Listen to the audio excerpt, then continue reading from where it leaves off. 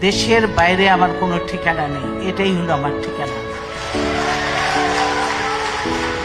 এই দেশ, এই দেশের মাটি, মানুষই আমার সবকিছু।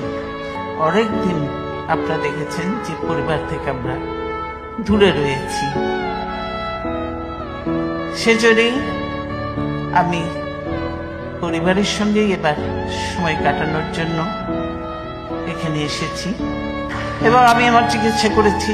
আল্লাহর রহমতে আমি ভালো আছি, সুস্থ আছি। এবং যদিও পরিবার তো বহুদিন পরে দেখা, কাজে তারা ছাড়তে চায় না,